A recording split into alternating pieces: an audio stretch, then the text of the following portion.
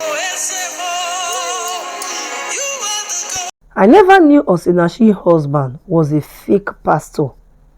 Late singer's mother, Lament. You see this Osinachi matter when don't they go from one place to another, so another new one don't enter today now. It's just the enter now. And I will want tell una. Before we go into that one, una good morning, good afternoon, and good evening. I greet una according to the time and the location one until they listen to this channel today. If na the first time you dey come across this channel, abeg make you click the subscribe button, like this video, make you turn on your notification so that anytime when we drop tori, una go dey among the first people when go dey informate. If you be returning viewer, na God now use to settle all your matter when you get. E go better for una because na una make this channel dey move forward. Wetin bring us come today na wetin this our sister, our gospel singer, im mama don come outside come talk. Say this man na fake pastor. He talk say this man wey kill im pikin for domestic violence, so he open up come talk say this man deceive the family when they take allow am take marry im daughter because he claim say he na pastor. She talk say she no know say this one shuku na fake pastor. He say because his conduct and attitude to both his wife and the family of his wife, he betray his claim as a pastor. According to Osinachi mama, his son-in-law was so mean that he never allowed her to come for Omugo. For the 4 children when this woman gets, none of them when mama go do Omugo for. And I know say normally for this our Nigeria, when woman born, friends or family they go assist her maybe for 1 or 2 weeks. But for the 4 children when be say Osinachi get, this man he no allow her go do Omugo for anyone. Miss Madu, who hail from Isiochi in Umoneche local government area of Abia State, said that the tragic plight of her daughter had shattered and traumatized her. She said she demand justice for the late gospel singer and he begged the government to allow Osinachi killer to go unpunished.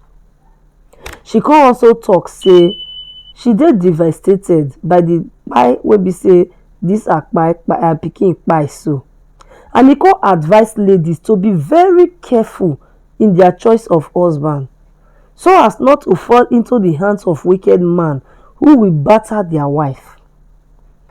This lady can pour out her heart. She can talk say this e pikin so when be say she lost, say her heart e dey bleed. He said na the devil when use Osinachi husband take on ruin her life, na him she blame. He talk say this one shuku so. He say he think say he don close door against their family, but he no know say he no go succeed. He say his daughter went through hell in the hands of this man. I don dey emotional. He say my daughter had 4 children. I could not go for Omugo for any of these children because her husband would not want to see any member of Osinachi's family. She also recalls say e get one time when she fall sick after much pressure from Osinachi's friend before he could allow her to come to their home for Abuja. She said in one occasion after church service, Nwachukwu abandoned her and his wife and drove home with the children. Just imagine that kind of thing. When the girl still there alive, the man leave his mama and the wife for church, carry children, go house. That Sunday was after church service. As we were waiting for Peter Nwachukwu, he came out and ordered his children into the car. He drove off, leaving me and my daughter behind. I was shocked because it was a well-wisher that gave my daughter that car. Instead of Osinachi to complain, she rushed out to get a taxi that drove us home. When we got home, we saw him and the children. Another car a fan gave Osinachi for God's work. Peter took the vehicle and started driving it. At every slight misunderstanding, he abandoned his wife at any point and drive away. He told say for one occasion, the children inside the car, they would call, they tell their mama bye-bye. Say he never allowed the wife to enjoy the fruit of her labor. She can't talk say the children now, with one of her daughter, while they appeal to help get justice. Say dem dey with one of her daughter now, say all the children. He say Osinachi believe in biblical injunction that says marriage is for better for worse, and that was why she endured the marriage, thinking that Peter will change, but unfortunately my daughter died. Condoling with the bereaved. Now wow, God, you see how human being dey take wicked. You see how human being take wicked. The boss of Nahu, he appealed to men to adore their wife and stop battering their wife, as well as every form of violence against women.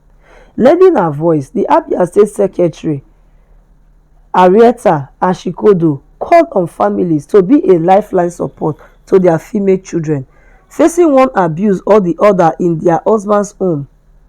She said the abuse meted out to Osinachi by her husband was well known by members of her family and friends, but they all appear helpless in saving her till she was killed. It is time for women to speak out. You do not have to die the way Osinachi died. Let's be our brother's keeper.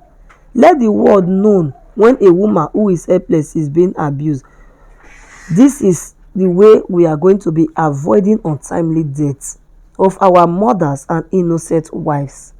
Una see this Osinachi matter as e come be like this, so another revelation don still enter again now containing the autopsy reports.